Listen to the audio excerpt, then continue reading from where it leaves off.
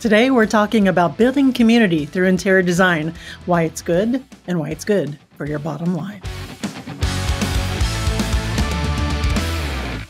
Hey, and welcome to Design by Wingnut Social. I'm your host, Darla Powell. Today we're talking all about building community through interior design. And today's guests, Maryline Damour and Jennifer Salvemini, have a thing or two to say about it. They have experience with their show houses and building up that serious community with their interior design business and their show houses and their effort. And you're going to find out more about that and what they do and how they do it, but also the little trickle down effect of this philosophy of the system, which is all for the greater good to help build your interior design business through that collaboration and community. So without further ado, let's get into my conversation with Jennifer and Maryline. Hey there, Maryline, Jennifer. Welcome to the show. It's so nice to have both of you. How the hell are you? Hi there, Darla. Good. Nice to be here. It's nice. It's nice to finally meet you, Jennifer. I've heard so much about you. And Maryline, you and I are old friends. You've been on the show, what, 100 years ago? Yeah, maybe 3 years ago. It's been a while. It has been a while. Pre-COVID, before the world changed. It's so nice to see you guys again. And I'm super excited about our topic today. We're talking about building community through design. And that is something that is super close to both of your hearts, super passionate through the Kingston Showhouse and all of that. So if you remember Maryline's episode, you can go back in the show notes and look at that and what we talked about with her showhouse. Amazing, amazing episode about how you can benefit from being a part of one. But we're taking a little bit of a different direction about building your community through design, what that means for you, your community, your business, and who better to talk to than the two experts here. So before we dig into some of the questions, who wants to start off and tell me exactly what we're talking about, building community through design? What is the mission there? Okay, Maryline. Maryline's pointing. Jennifer explains it way better than I do. Sure. So the idea behind the tagline or our motto or our mission is that through design, what we can do is connect people to each other, makers to makers, builders to makers, designers to makers, designers to builders, bridge all of these networks and create larger infrastructure so that everyone's individual practices, individual businesses can thrive, and that we can support each other in what we do individually, but also create opportunities for collaboration. So, hive mind gets together and more interesting products can be created, more interesting projects can emerge from it. Solutions to problems can become resolved. And it's more fun. And so, we as interior designers and entrepreneurs often find ourselves, sort of living in these business bubbles where you're just kind of out there on your own. Often reinventing the wheel if you're starting a business, and then having to find your people kind of on your own. So your painter, your carpenter, your plumber, your craftsperson, anyone that's going to make anything custom for you. And it's a lot of extra work on top of the design work itself to just sort of build these networks and to get your Rolodex, if you will, full of reliable, dependable people. I know. You don't look old enough to remember. You don't look old enough to remember a Rolodex, Jennifer. I know. I don't know what the equivalent is. I guess your contact list, but so through what we do at the show house and through a lot of other avenues, we try to foster these connections and grow our community, not just within the design build world, but also the world that we affect, the world of the clients that we interface with, the world of the cities and towns that we live in. And through design, we can also generate economic yumminess. I don't know. Economic development. And that was what. Yes, exactly. And I think Maryline can speak to that. Yeah. Well, everything Jennifer's been saying. At the end of the day, all of that speaks to local economic development. So through the Kingston Design Showhouse every year, we, by bringing together, we average about 200 participants, in the design build space.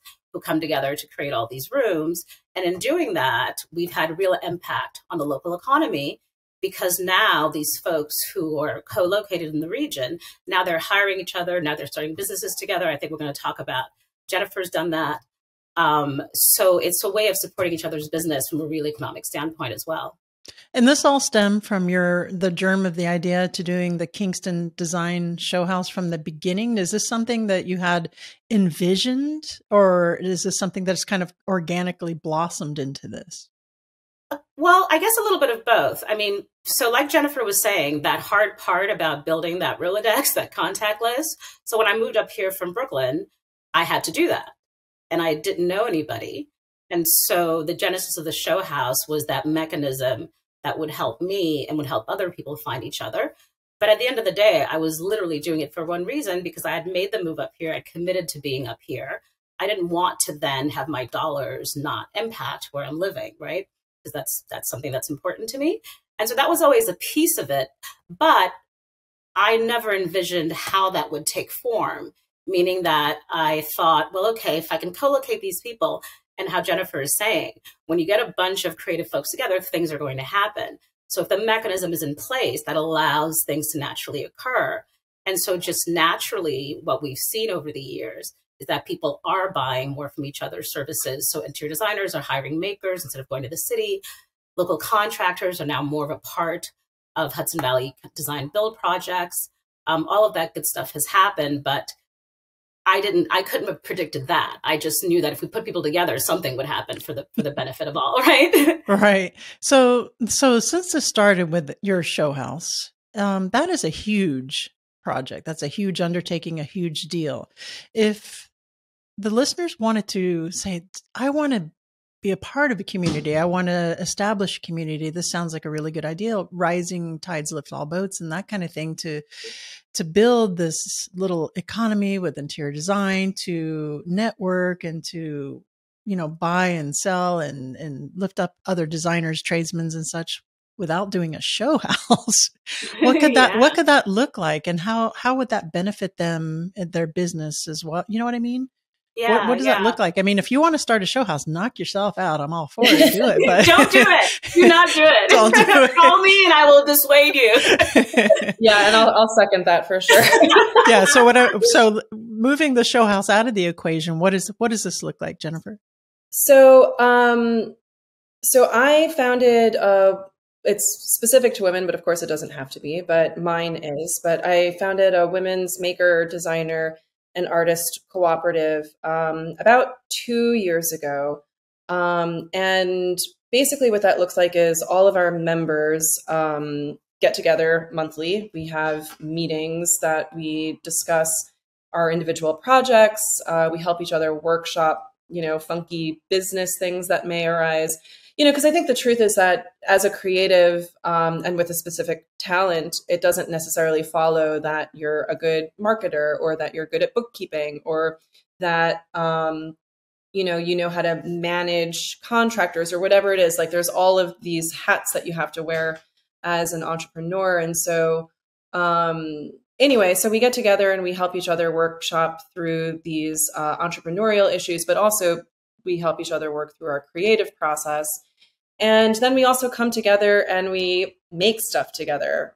We just participated in Upstate Art Weekend, which is this really wonderful organization that puts a whole bunch of exhibitors and solo artists and their studios on a map. And so local folks, as well as, Upstate Weekend tourists, can tour around and see all the different exhibitors and create itineraries for themselves.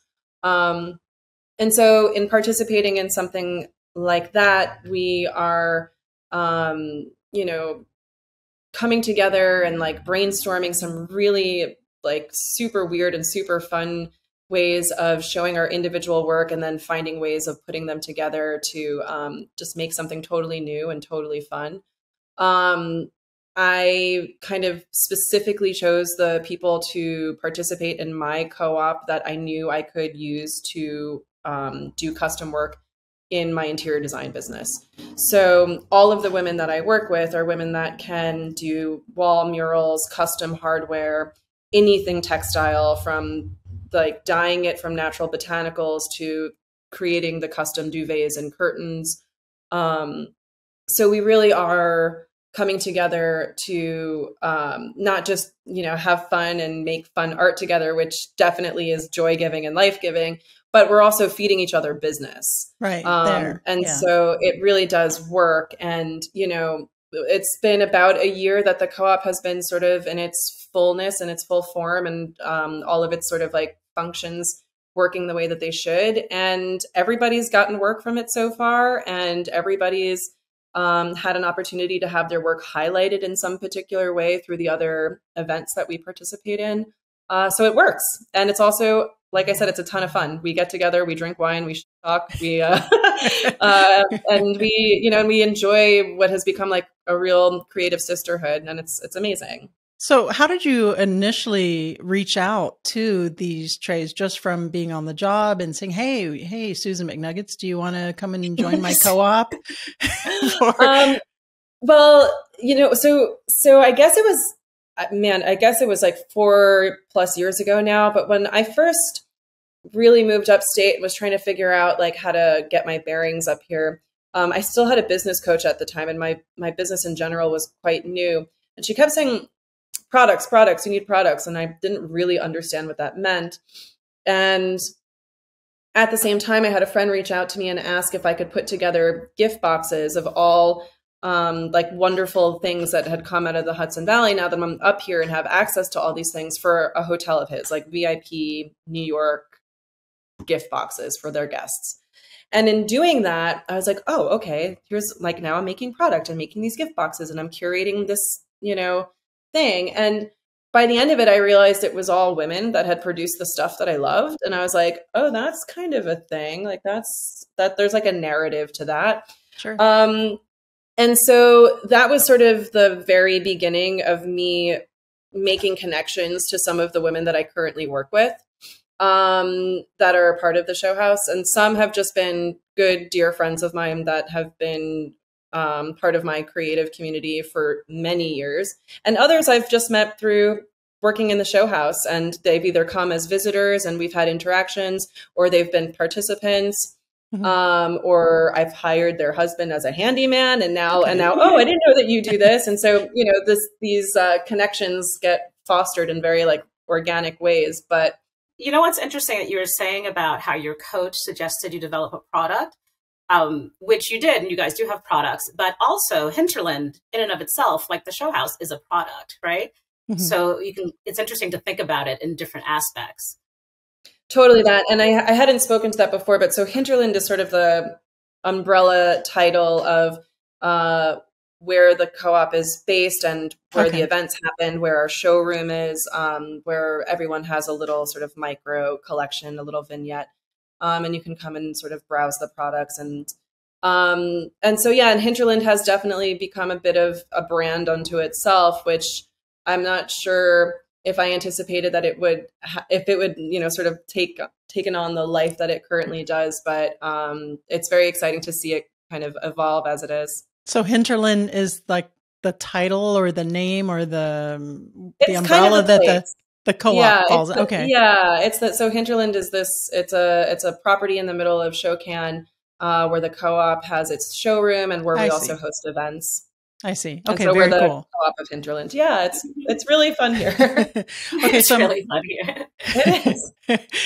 So let's say, who wants to answer this one? So if Susan McNuggets is out there saying, man, I really want to be a part of this. Maybe they're not in upstate New York, Jennifer, or they can't do the Kingston Showhouse for whatever reason. Where would you recommend an interior designer or an architect or whomever is listening, a creative person that, fits in that milieu would start to become part of a community, or even start their own if they're ambitious enough? Well, I think if you want to join, I mean, obviously there's lots of fabulous organizations for designers of all kinds to join.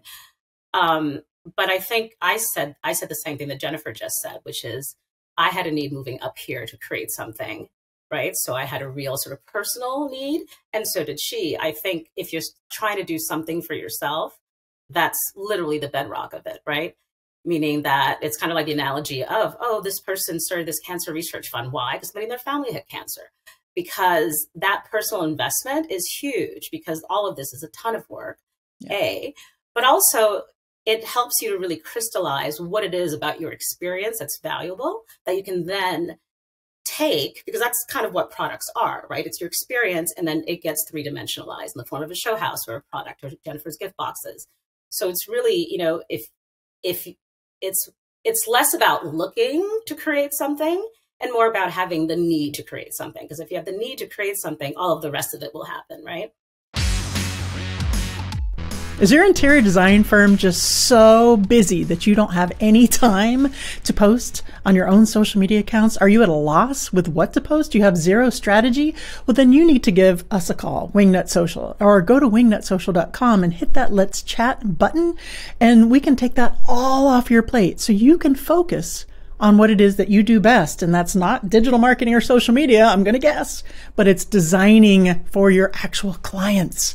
Focus on making that money and let us handle the rest, because that's what we do best.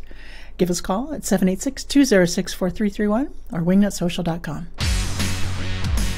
So when you're developing this, let's say you start a Facebook group and it's the Susan McNuggets Co-op, and you got your painters, you have your contractors, but you yourself, Susan, is an interior designer. Are we, how do I say this delicately? Are we inviting other interior designers into the co-op, or do they have a different aesthetic? Do they have the same aesthetic, right? Do you know what you know what I'm getting at, right? That's a good question. Yeah. Yeah, it's a good question. I mean, so I would say selfishly, I probably, and I don't know if this is entirely true or not, but at the moment, I don't have any other interior designers in the co-op, and I'm not opposed to it on any kind of like fundamental level. It's just that role is sort of fulfilled through me at the moment. Just like I have one potter, I have one woodworker, I have one metal worker. So there isn't a whole lot of overlap in skill, I guess, if you will. And perhaps as the co-op grows, that'll start to change. But what I will say is that after participating in the show house for several years, you know, the interior designers have stayed together and have, you know, kind of created their own little community outside of the show house, where we get together for dinners quarterly. There's definitely an email thread that's like, my contractor just bailed on me. Like, does anyone have a recommendation for a blah, blah, blah? So like that information sharing is happening in a way that I think old school interior designers that would keep all those contacts really private and be really secretive about, you know, their sources and all of that. We are constantly sharing, like, and also Instagram, right? So like everyone's posting all the work that they're doing. Oh my God, that's an amazing side table. Where'd you get that? There's no hesitancy to share a link. There is a lot of sharing. Are you guys familiar with BNI? The business networking something, right? So I was a member of BNI in Miami, and they had it was actually like in writing, they had a position for designer. They might've had one or two, or one position for an architect, you know, and once those slots were filled, you'd have to go to a different chapter of that community group. So there wasn't a lot of overlap. Well, you know, there's something, like a lot of these things are kind of strategic sort of decisions. Sure. Like you kind of alluded to the competition piece of it. Yes. Right. So Jennifer's organization is set up for a particular programmatic point, right? And so it's a cooperative that comes together and is their collective kind of skill sets that kind of works on projects. I was doing something completely different. I was trying to connect the design and build industry.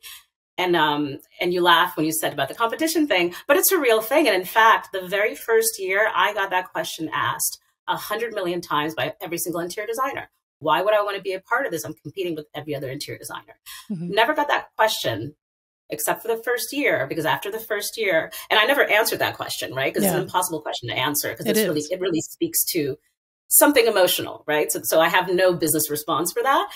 But the reason why that question never came up again is because people actually saw that competition isn't a thing, meaning that it's only a thing if you make it a thing, right? Because there are more opportunities in figuring out where do you stop and where do I start and where can we collaborate, you know, et cetera, than there is the negative piece of it. But it has to fit your strategy. And the way I think like the market is so diverse in need that whatever your aesthetic is, whatever your process is, whatever your personality is, like there is a clientele for you. And I think that that kind of just negates the idea that competition is really a thing anymore. And I have to say, my first time participating in the show house in 2019, I had a relatively small space. It was my first time publicly putting my work forward in any kind of platform. And I was totally terrified about it, like imposter syndrome. Like, were you really? 100%. And across the hall from me was Michael Cox, like, oh my God. Like interior, like big time interior designer to like the Hamptons, and I'm just like, how is my space? Like, you turn to the left, it's his. You turn to the right, it's mine. And I just was like, I love that. I don't know. It was terrifying. But at the same time, at the end of the day, when the show house was complete, you moved through every single room and like understood how each designer's aesthetic and sensibility was so totally unique that they weren't competing with each other in any particular way. They just all stood on their own as like individual and interesting spaces.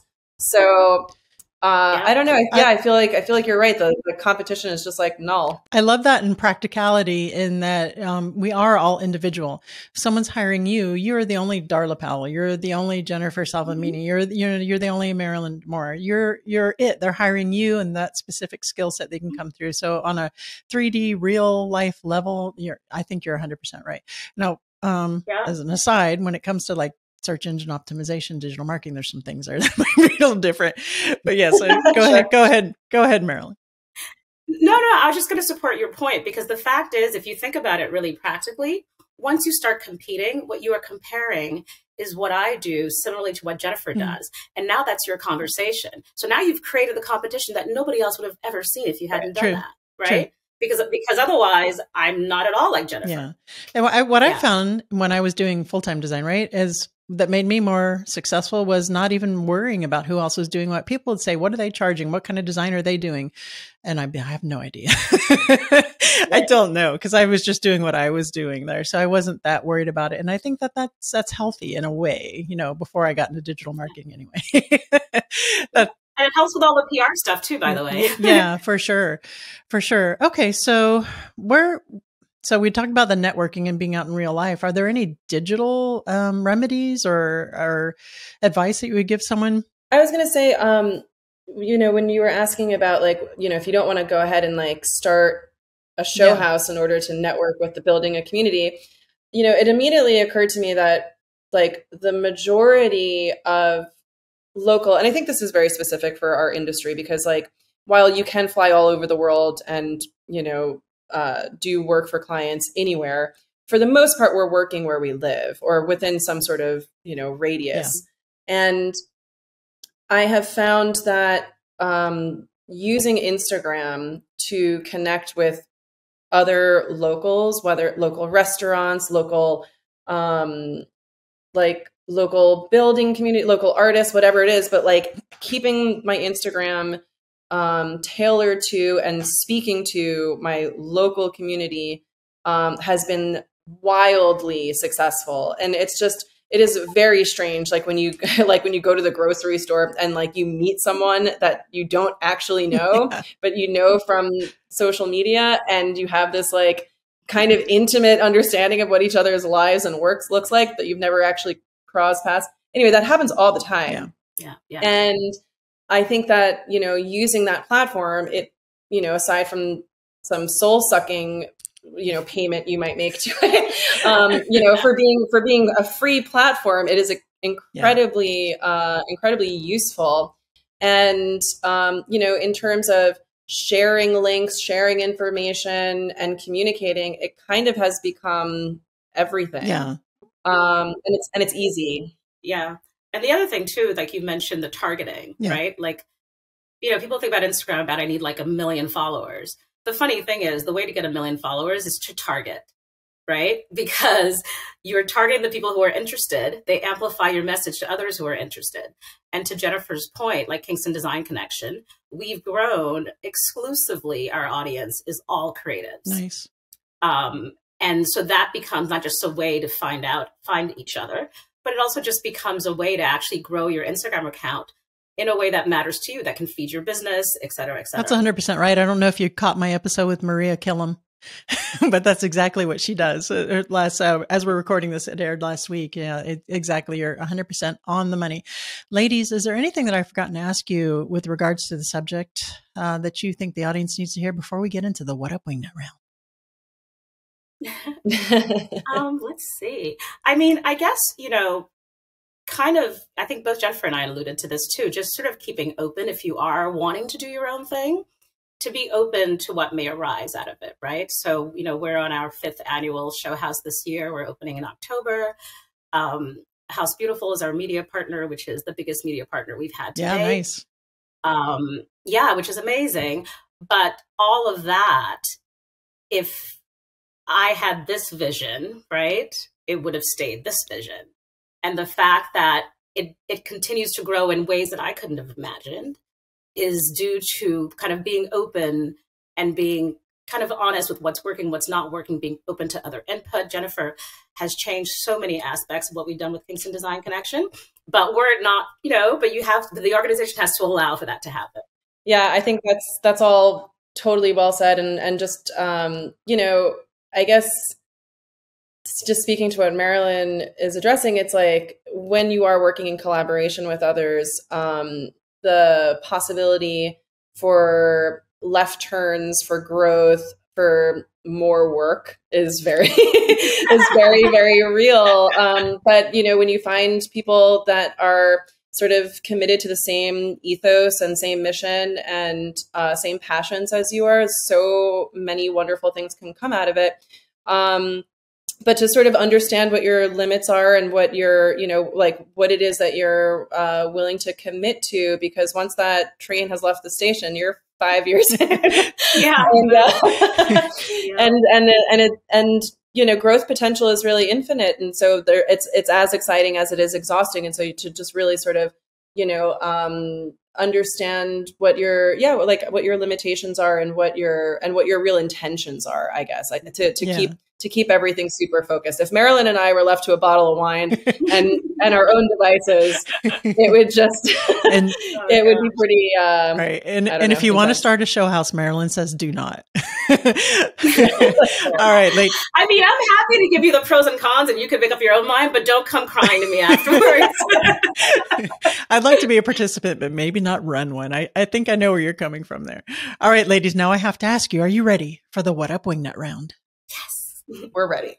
All right, Marilyne, what would the hashtag on your tombstone be? Okay, so I actually recently interviewed John Sherman, who's the founder of Flavor Paper. He's also on our board of the show house. And I am a person that likes to try everything, no matter how disconnected it may appear. And he seems to be the same person. So at one point, I was like, yeah, we should just try it all. And he's like, oh my God, absolutely. So, that's literally what it would be. Here she is. She tried everything. I love it. Jennifer? Not dissimilar. I would be hashtag live sensually. Ooh, very, very nice. Okay, you guys are stuck on a deserted island, but you can have your one favorite food forever. What's it going to be, Marilyne?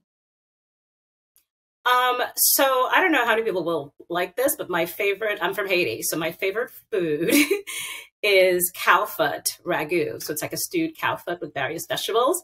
It's very kind of slimy and chewy if you don't like that texture, but it's like whenever I go home, it's literally the first thing I eat. That's definitely a first. It doesn't sound bad. I would try it because also I try everything.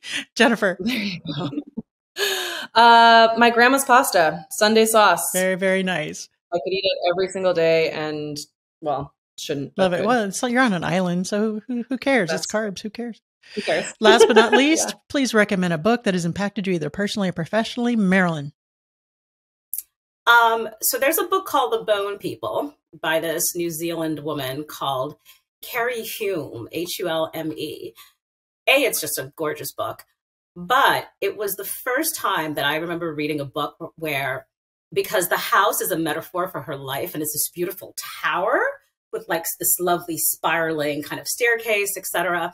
And it was the first time I ever read a book where I was like, holy crap, I really want to see that. Right? Like I want to build this house. Wow. I want to design this house. And we are building a tower at some point. I've convinced Fred of that. Oh, good, good. Property. Yeah. Yeah. And the funny thing is, because I was very sheepish about approaching him, and he was like, "Oh my God, I've always wanted a tower." I'm like, "What? Yeah, who doesn't like, want why? a tower? That's so weird." Come on. Go figure. Yeah, so we have that in common. Jennifer, what's yours? Tom Robbins Jitterbug perfume. Ooh. And it's just this love story that spans millennia, total fantasy, but also really rooted in anthropology, like real, sort of historical, cultural stuff. And it follows multiple folks on a journey of discovery about perfume, which is my favorite, favorite luxury thing in the world. And speaking of sensual, the book just covers all the bases from food to smell to sex. It's just it's very rich. That sounds good. And playful. Yeah, it's just great. And I just love revisiting it. And it makes me, it just reminds me of, just the sort of living hedonistically is kind of an okay thing to do. I figure you're either a Taurus or a Scorpio. Are you either of the? Scorpio. Yeah, I knew it. I have a book for you. This is nonfiction. It's called The Natural History of the Senses. Oh. Yeah. And so this writer, it's basically like a tour of the senses kind of through history, but it also has amazing, she's had amazing experiences, and she kind of talks about all of that through the various senses. It's a beautiful, well-written book. All right. Yeah, that sounds bonus great. book. All right, ladies, thank you so much for joining us. Please tell the listeners where they can go to find out more about you. Jennifer, you go first. So you can follow my Instagram account, which is jls.lifestyle. Or you can check out my website, which is Jennifer L as in Larry, and then my last name, salvemini.com. And then if you want to see what Hinterland is up to, we are hinterland.ny on Instagram. So for the show house, we have our Instagram and website are the same. So it's Kingston Design Connection and KingstonDesignConnection.com.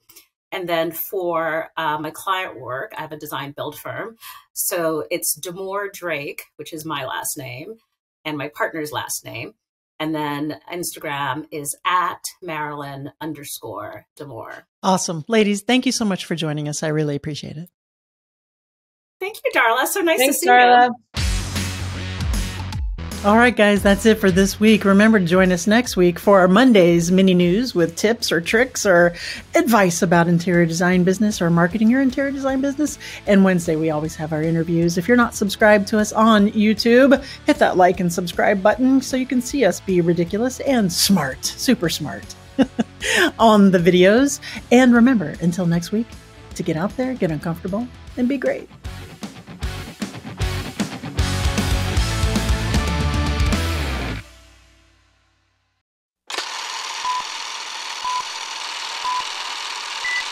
Look at this. Look at this.